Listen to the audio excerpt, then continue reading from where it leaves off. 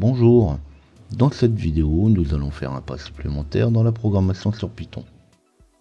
Dans plusieurs vidéos faites il y a quelques temps, j'avais déjà parlé de l'installation de Python et du programme d'édition PyCharm sur Windows et sur Linux. Puis dans une troisième vidéo, je parlais d'un Hello World avec la saisie au clavier d'une valeur. Alors je sais que ces vidéos n'avaient pas spécialement plu car il n'y avait pas d'audio, je vais pas les refaire. Ça reste de l'installation de base et le tout premier code. Alors même si la programmation sur Python reste une des plus faciles aujourd'hui, ce n'est pas en quelques minutes qu'on en fera le tour. Même si l'idée est d'aller un petit peu plus loin que mes premières vidéos sur le sujet, ne vous attendez pas à savoir programmer un jeu complet à la fin de cette vidéo. Cette vidéo sera donc la première d'une série qui va permettre de découvrir la programmation sur Python au travers de fonctionnalités supplémentaires. Cette première vidéo introduira Python de manière un petit peu plus longue que les suivantes. On commencera par des petites choses comme un rappel sur les différentes versions, la création d'un projet, un rappel sur les variables, les fichiers de démarrage. Mais l'objectif sera surtout de voir pour quelles raisons on voudrait utiliser Python. Alors il est fort possible que certains d'entre vous auront déjà quelques notions sur le sujet. Mais l'idée est de commencer par des choses simples pour progresser vers des organisations et du code plus complexe. Vous retrouverez le timecode avec les différentes étapes décrites dans la description de cette vidéo. Ainsi, suivant votre aise, vous pourrez passer à l'étape voulue. Dans la description, vous trouverez aussi les différentes lignes de code utilisées pour la démonstration, ainsi que les liens vers les autres vidéos auxquelles je fais référence.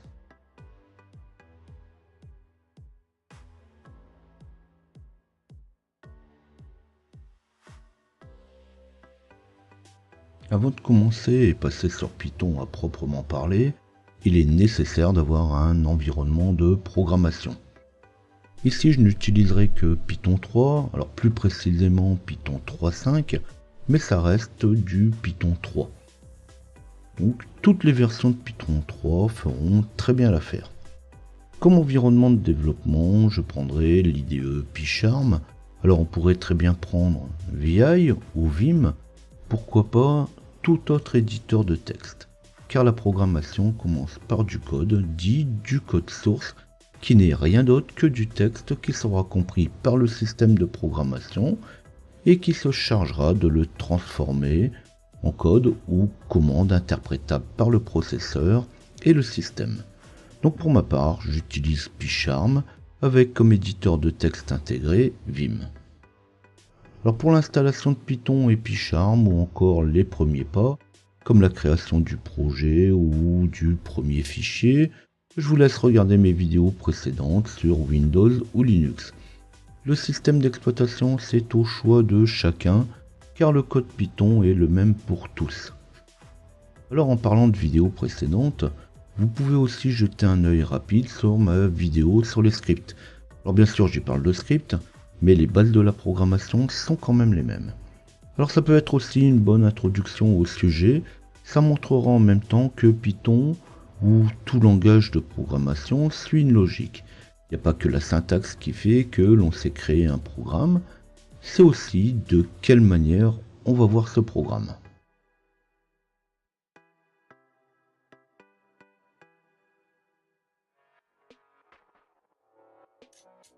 Nous voici donc avec notre environnement de développement Python. Entre Python 2 et Python 3, on pourra se poser la question sur les différences. Alors bien sûr, il y en a, et comme principale différence, c'est la syntaxe. De plus, Python 3 n'est pas rétrocompatible avec Python 2, c'est-à-dire que Python 3 ne sait pas exécuter le code Python 2. Alors Python 2 existe encore aujourd'hui pour la simple raison qu'à son apparition, Python a fait fureur tout de suite. C'est simple, c'est puissant, c'est multiplateforme, alors qu'est-ce qu'on pourrait demander de plus à un logiciel de programmation? Alors très rapidement, de nombreux administrateurs et développeurs s'y sont mis et ont développé des tas de programmes. Quand Python 3 est apparu avec son incompatibilité, les programmes développés en Python étaient déjà en place et on les a gardés. Il est donc nécessaire aujourd'hui de pouvoir encore installer Python 2. Donc Python 2 a continué d'exister en parallèle de Python 3. Alors ici on débute en Python, il est hors de question d'utiliser un système plus ancien. C'est donc en Python 3 qu'on va développer. Le principe de base sur les variables, les blocs, les classes ne change pas. C'est plus côté instruction que ça va changer. Mais l'idée est de découvrir les bases du langage de programmation. Donc comme je l'ai dit au début, en quelques minutes, on ne verra pas grand chose.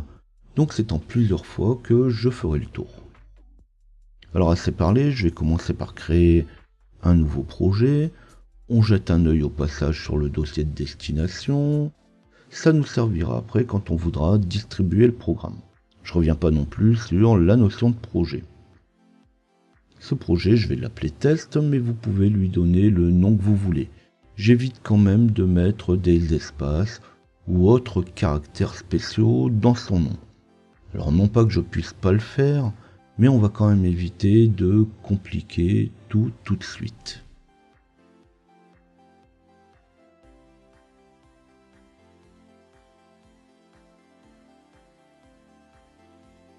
Quand c'est fait, je vais commencer par créer un nouveau fichier Python.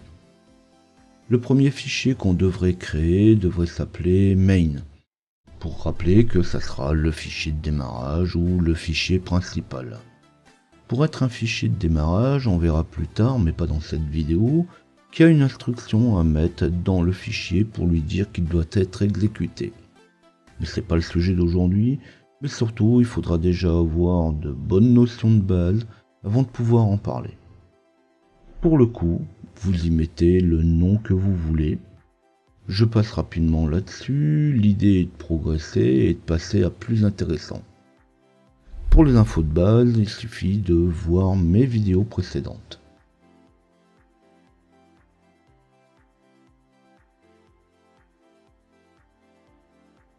On va commencer par un sujet très intéressant, c'est comment exécuter des commandes du système d'exploitation depuis Python. Car ça va être très vite une des premières questions qu'on va se poser. On va se dire, ok, très bien, Python ça permet de programmer, beaucoup d'administrateurs l'utilisent, mais comment on fait pour interagir avec le système? Alors on sait qu'on peut créer des jeux, des applications web, des applications système, mais surtout, pour quelles raisons on pourrait bien vouloir l'utiliser?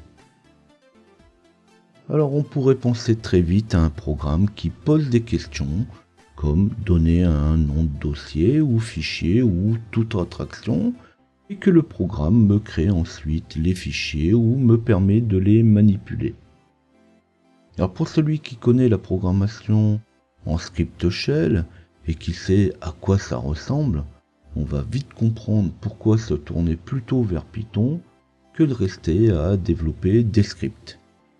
Alors le but ici va être dans un premier temps d'interagir avec le système.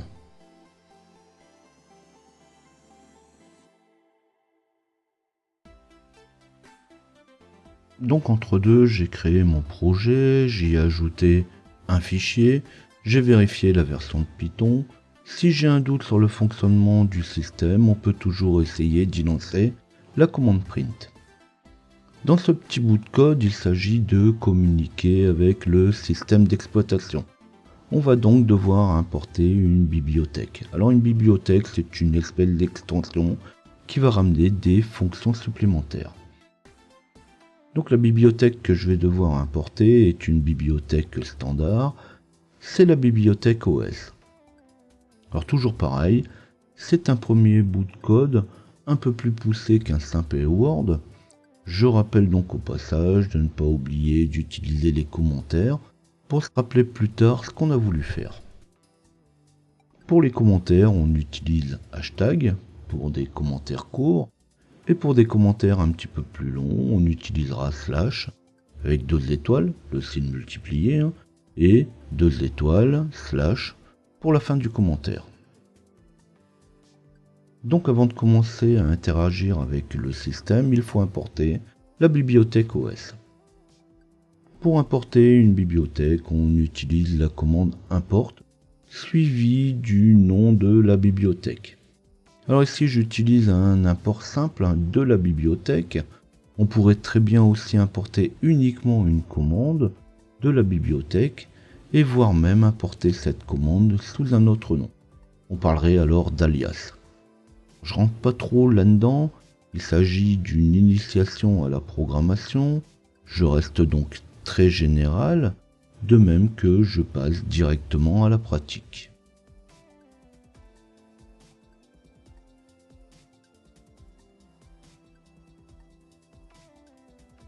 Après avoir importé la bibliothèque OS, on va pouvoir demander au système d'exécuter une commande. La commande à exécuter est bien entendu en fonction du système d'exploitation. Si vous essayez d'exécuter une commande Linux sur Windows, ça ne risque pas de fonctionner. Sur Windows, on pourra essayer par exemple la commande c2. cdc2. ou la commande dir. L'idée de la programmation, au-delà d'automatiser les commandes, c'est aussi d'avoir un environnement sympathique ou convivial.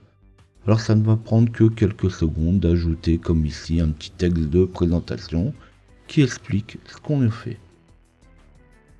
Pour afficher cette petite phrase ou texte, on utilise la commande print avec, entre parenthèses, le texte affiché.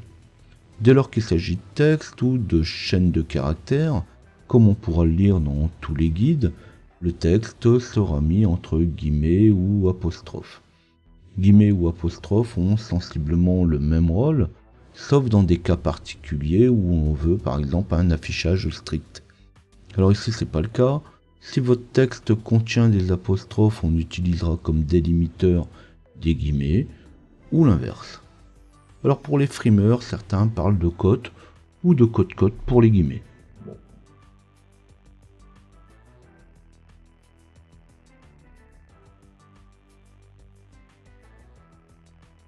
On passe ensuite à l'ajout de la commande. Alors pour ça on utilise une des commandes de la bibliothèque OS. La syntaxe est donc OS.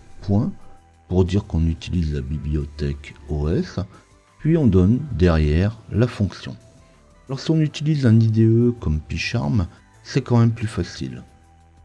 Il vous propose alors une liste de commandes possibles. Alors c'est bien pratique quand on ne connaît pas exactement la commande ou on ne connaît pas la syntaxe et surtout les paramètres à lui passer. Ou pour simplement le débutant. Alors pour nous, on va commencer par la commande système de la bibliothèque OS. On tape donc os.system suivi de la commande entre parenthèses. Et la commande, on la met en les parenthèses, entre guillemets ou apostrophes, de la même manière que l'affichage d'un texte. La commande en réalité n'est rien d'autre qu'une chaîne de caractères. Ici je demande le nom du dossier courant, mais on comprendra bien qu'on peut passer tout type de commande, d'ailleurs même toutes les commandes qu'on voudra y passer. On n'oublie toujours pas d'y mettre les commentaires nécessaires. Quand ça sera fait, on pourra ensuite essayer le bout de code. Alors là non plus, je reviens pas là-dessus, on passe par Run, exécuter, ou on lance le programme, et on choisit le fichier de démarrage. Puis on jette un œil à ce que ça va donner.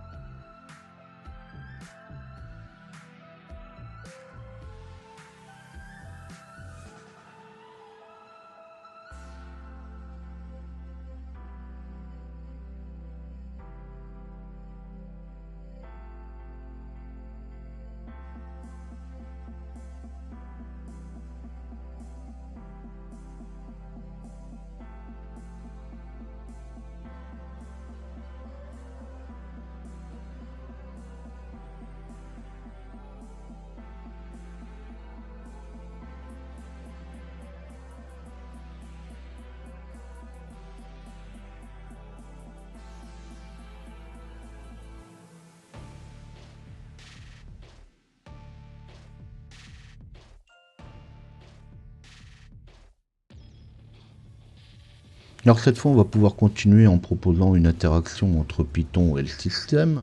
On peut alors passer par la saisie de données depuis la commande input. La commande input avait été abordée dans ma vidéo premier pas sur Python. Alors comme je disais tout à l'heure, je reviens pas sur ce qui a déjà été abordé. Avec le temps, je vais rajouter de nouvelles fonctionnalités. Sinon, à chaque fois, je vais refaire le tour où je vais repartir à zéro. Donc je peux alors demander le chemin d'un dossier en entrée et réutiliser le chemin saisi sous forme de variable par exemple dans une commande vers le système. Alors ici j'utilise la commande directement. Je n'aborde pas la notion de gestion d'erreur ou même de test sur le contenu de la variable. Mais il est bien évident qu'avant de passer à l'exécution de certaines commandes, il sera bon quand même de gérer les erreurs. L'exemple ici propose de lister le dossier fourni en entrée. Mais si c'était le supprimer, ça serait pas la même chose. Alors ici, je ne traite pas de la philosophie sur ce que va faire mon programme. En fait, le programme fera ce que vous lui demandez, quel que soit ce que vous lui demandez. Quand le code est tapé, on essaye tout ça.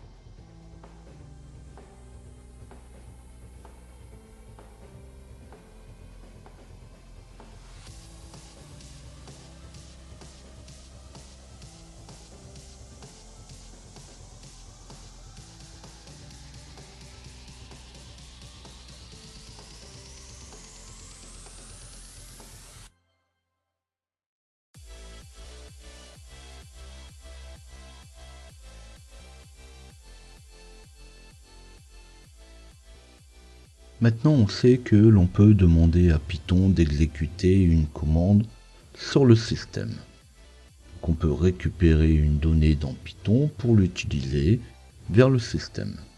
Alors ça serait bien de pouvoir faire l'inverse, de récupérer des informations du système pour les exploiter dans Python. Alors c'est toujours la même bibliothèque OS qui va se charger de ça. Alors je vais prendre ici la récupération du dossier courant et de l'une des variables d'environnement. Alors il y a beaucoup d'autres commandes qu'on peut utiliser, ça serait difficile d'en faire tout le tour. La bibliothèque OS propose un très grand nombre de commandes, après à chacun de s'investir un peu et d'aller en faire le tour. Alors pendant que je montre comment récupérer ces informations et utiliser les données, sur Python, quelques bibliothèques incluses en standard avec le système. Alors comme celle qu'on a ici, OS, mais il y en existe d'autres que l'on ne manquera pas d'utiliser, comme math, qui permet de faire tout un ensemble d'opérations mathématiques, dont la génération de nombres aléatoires, mais il faut savoir que la force de Python est justement ces bibliothèques. Alors au travers d'un programme associé à Python, qui s'appelle tout simplement Python pip, il est possible de télécharger des dizaines de milliers de bibliothèques.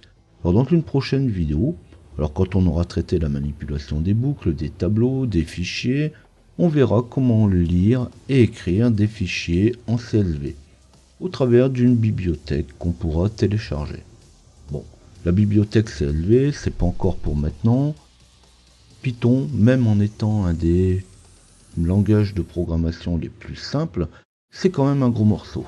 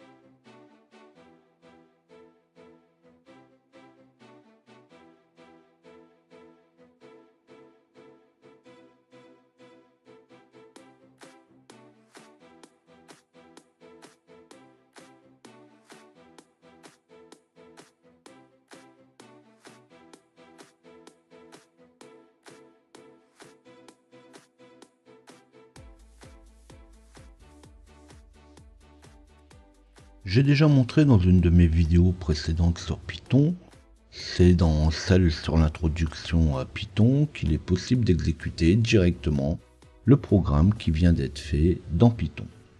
Alors pour l'instant, ça n'a rien d'un programme, il reste encore du chemin à faire. On n'a même pas abordé le terme de classe ou de routine ou encore de fonction. On est encore très loin de la création d'un programme comme on pourrait l'entendre. Et l'étape de l'Hello World est déjà presque loin. Avec la saisie des données, l'affichage et l'interaction avec le système, on peut déjà imaginer des blocs de commandes qui pourraient être intégrés au système. Et il faut reconnaître que leur écriture sera quand même plus facile que d'écrire du PowerShell ou du Script Shell. Pour exécuter le code créé, il suffira alors de retrouver le chemin du fichier Py qu'on vient de créer, puis de le passer en argument au programme Python. Alors bien sûr, quand on le passe en argument au programme Python, il faut que ça soit dans la bonne version. Donc si le fichier a été créé pour Python 3, c'est donc avec Python 3 qu'on lancera le fichier Py.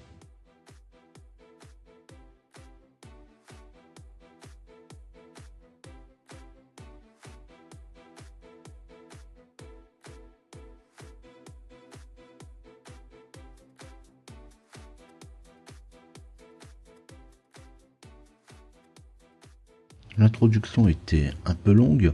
Dans les prochaines vidéos qui serviront de suite au sujet Python, je ne ferai qu'un rappel avant de rentrer dans le vif du sujet. Le sujet pour l'instant est simple, on commence bien par les toutes premières bases, et encore, dans la plupart des formations, pour en arriver là, on aurait fait 15 fois les essais des commandes, on aura ensuite recommencé sur les variables, entre j'y rentre un chiffre, un texte, un chiffre signé, à virgule, et on recommence, puis on aurait recommencé la même chose avec l'appel des commandes de la bibliothèque, puis encore la même avec les paramètres. Pour ce faire, ce qui a été fait ici, il faudrait compter plusieurs dizaines d'heures de cours. Alors ce n'est pas en jetant un œil vite fait qu'on saura le faire, il faudra répéter et essayer, et pas qu'une fois. Alors je n'ai pas parlé de la rédaction et la manière de s'y prendre, je ne parle pas non plus ici d'algorithmique, ni de la répartition du temps entre algorithmique, écriture et essai. Donc forcément on pourra prendre ces explications que sous forme d'initiation ou de découverte du langage. Dans les vidéos qui feront suite à Python, on pourra alors aborder plus de sujets différents. Là, il fallait bien poser le cadre.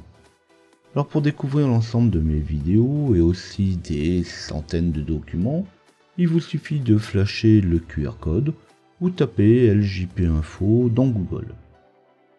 Suivant que cette vidéo vous aura intéressé, pensez à liker et n'hésitez pas à vous abonner à la chaîne si vous désirez retrouver d'autres vidéos.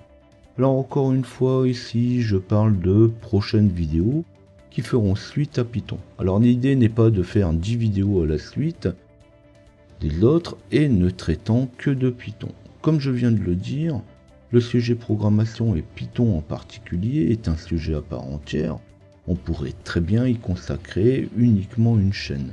Alors c'est pas le cas, et la chaîne n'est pas dédiée au développement, c'est pour cette raison que je parle de découvrir. Il s'agit de faire de la programmation en amateur ou de la programmation comme le ferait un administrateur système. Alors entre deux vidéos sur Python, vous pouvez donc y retrouver d'autres vidéos sur les systèmes ou les logiciels. De toute façon, les idées me viennent plus vite que les vidéos que je crée. Alors ma liste de vidéos à faire s'agrandit plus vite que ma liste de vidéos faites. N'hésitez pas à laisser des commentaires ou poser vos questions. Les différents sujets pouvant être traités sont si vastes que je ne ferai jamais le tour, je pourrai jamais tous les couvrir. Alors en attendant mes prochaines vidéos, je vous dis à bientôt.